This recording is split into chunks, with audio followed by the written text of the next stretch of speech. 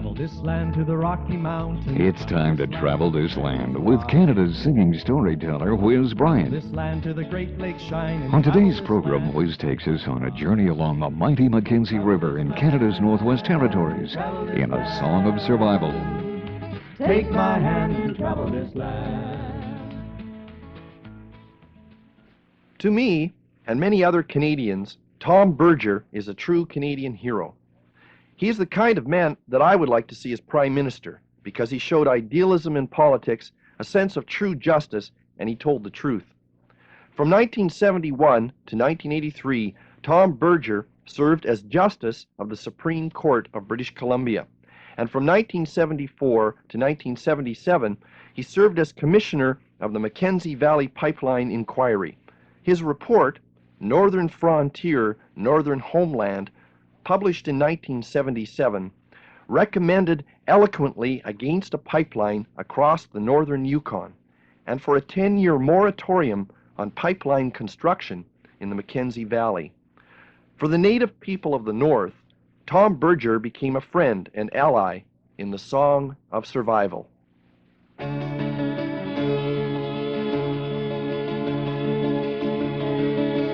Broken bodies by the highway, tiny bird won't fly again. Wild things don't know the reason. Steel highways never end. Paddle dips in silent water. Big river flowing to the sea. Solemn land of silver beauty. I hear you calling out to me. Tom Berger wished to see Canada's northern wilderness, the Mackenzie Valley, unspoiled by industrial development and the threat of pollution. To him, the settlement of native land claims in the area was a priority. In 1981, Berger's criticism of the federal-provincial constitutional accord for its removal of Aboriginal rights and of the Quebec veto resulted in formal criticism of his indiscretion by the Canadian Judicial Council. In April of 1983, Tom Berger resigned in disagreement with the Council's view that judges should not comment on matters of great public concern. The Mackenzie Valley Pipeline was to transport natural gas and later oil from the Arctic Ocean to Alberta. Canadian Arctic Gas Pipeline Limited, a consortium of 27 oil companies, proposed a route from the Prudhoe fields in Alaska across the northern Yukon to the Mackenzie Delta and then south to Alberta. Foothills Pipelines Limited proposed a shorter route from the Mackenzie Delta to Alberta. The pipeline would have been the longest in the world, 3,860 kilometers, and the greatest construction enterprise ever undertaken. The engineering problems of building a pipeline over permafrost were monumental, and the environmental impact on the North would have been significant. Tom Berger's Federal Royal Commission was appointed in March of 1974 to consider the proposals and their social and economic impact on the North. The commissioners held community hearings across the North, beginning in 1975 and ending in November 1976. They dealt with the concerns of the native people and environmentalists. The report concluded that a pipeline down the Mackenzie was feasible, but should proceed only after further study and after settlement of native land claims. It recommended successfully a 10-year moratorium. The Commission was adamantly opposed to the building of a line across the delicate environment of the northern Yukon. Amid controversy and uncertain economic conditions, both plans were shelved. Next to the Mississippi River, the Mackenzie River is the longest river in North America It flows from Great Slave Lake in the Northwest Territory north to the Mackenzie Delta and the Arctic Ocean. The river's sparsely populated basin is one of the few great unspoiled areas of the world. It flows west to Fort Providence, and at Fort Simpson is joined by the muddy waters of the mighty Laird River. Near the North Nahanni River, it flows through a rolling plain and then deflects north past an escarpment of the Mackenzie Mountains. The Redstone and Keel rivers cut through the mountains and pour into the lowlands through deep canyons. At Fort Norman, the clear, cobalt waters of Great Bear River join the Mackenzie as it flows ever northward, singing a song of survival. In a song of survival,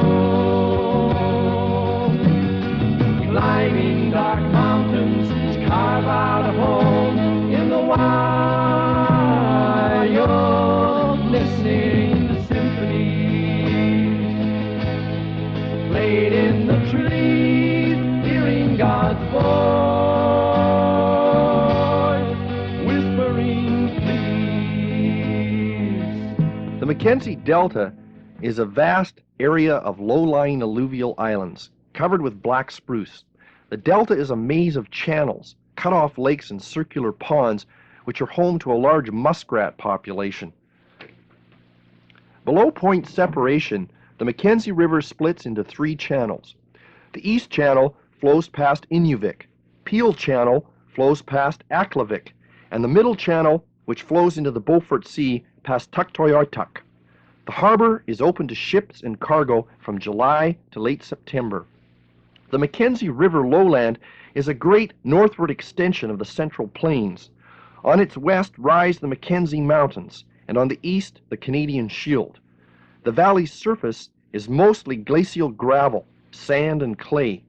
The plains of muskeg are broken by stunted spruce and fir, bog swamp, and lakes. Much of the terrain is underlain by permafrost, which presents the greatest challenge to construction and transportation. Alexander Mackenzie explored the river in 1789, and it is after this fur trader that the Europeans named it. But it already had a name, given to it by the first inhabitants, the Dene, which means the people. To them, it is simply the Big River. The Dene Nation is the political organization that represents the Dene, or Northern Athabascan-speaking peoples and their descendants of the Mackenzie River Valley. Their headquarters is in Yellowknife. Incorporated in 1970, the organization evolved in response to long-standing concerns over the written terms in the treaties they had signed with the federal government. The federal government has accepted that further negotiations on the Dene interests are necessary.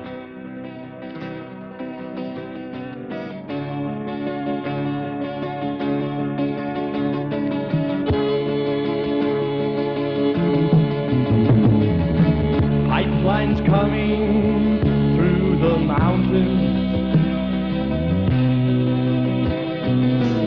oil is spilling on the land,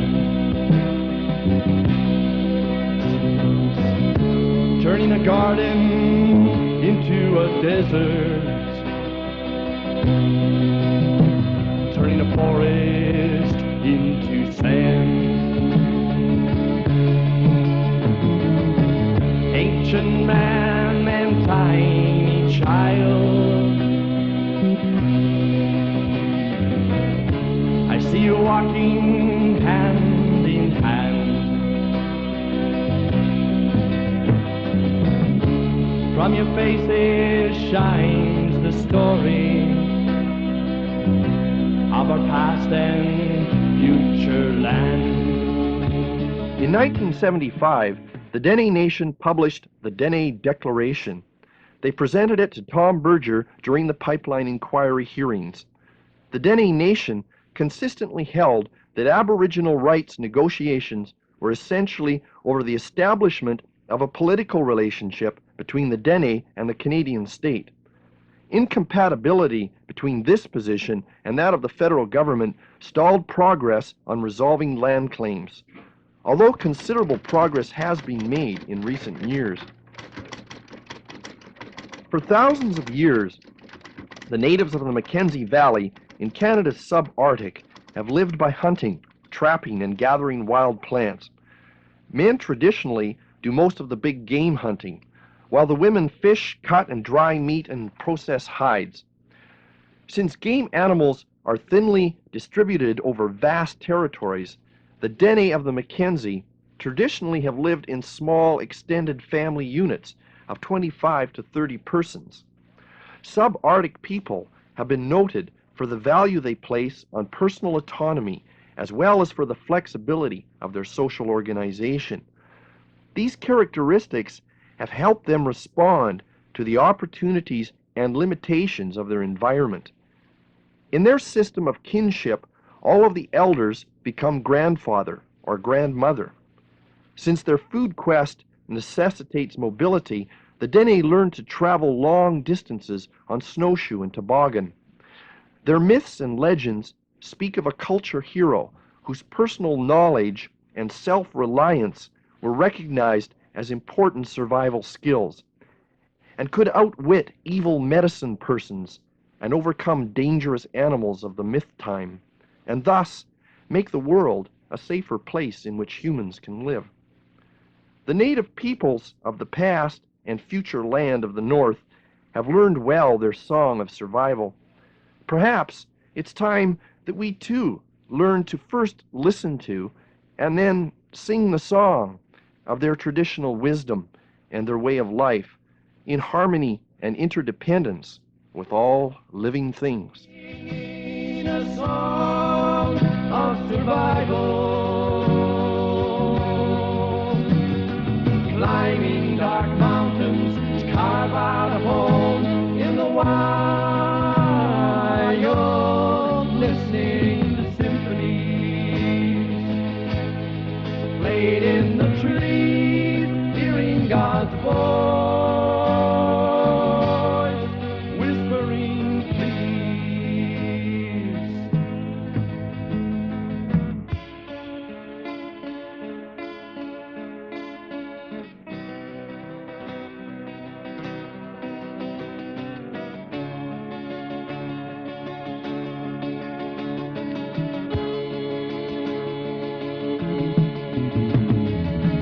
Pipelines coming through the mountains, oil is spilling on the land,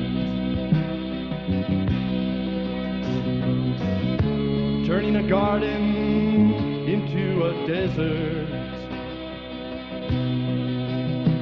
turning a forest into sand. Ancient man and tiny child, I see you walking hand in hand. From your faces shines the story of our past and future land. Travel this land to the Rocky Mountains. You've been traveling this land with Canada's singing storyteller, Whiz Bryant. Please feel free to write to us with your comments. We would be delighted to hear from you. Thank you for listening. And join us again next time for another fascinating Canadian tale in story and song as we continue to travel this land. To the Fraser Delta, travel this land to the Arctic Sea. Travel this land where the wild loons call, and travel this land, come along with me.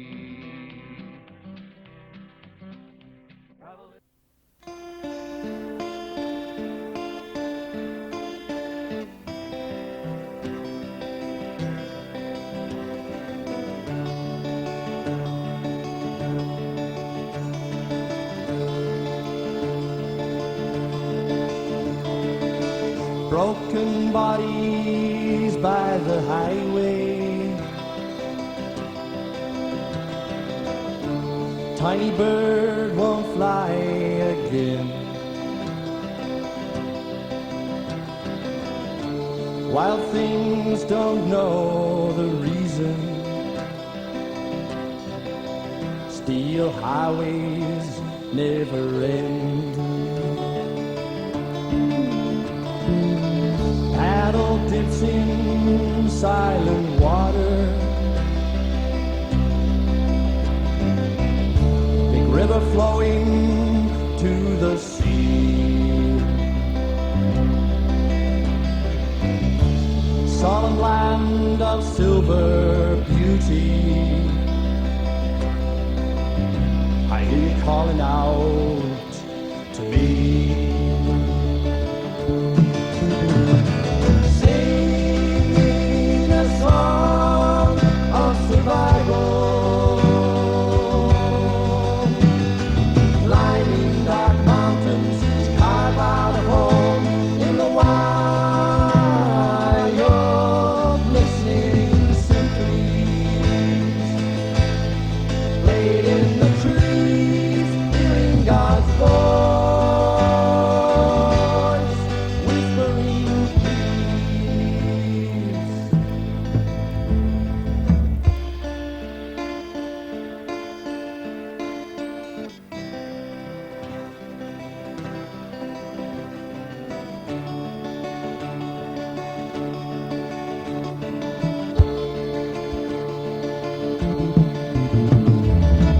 Pipelines coming through the mountains, oil is spilling on the land, turning a garden into a desert, turning a forest into sand. Ancient man and tiny child, I see you walking hand in hand. From your faces shines the story of our past and future land.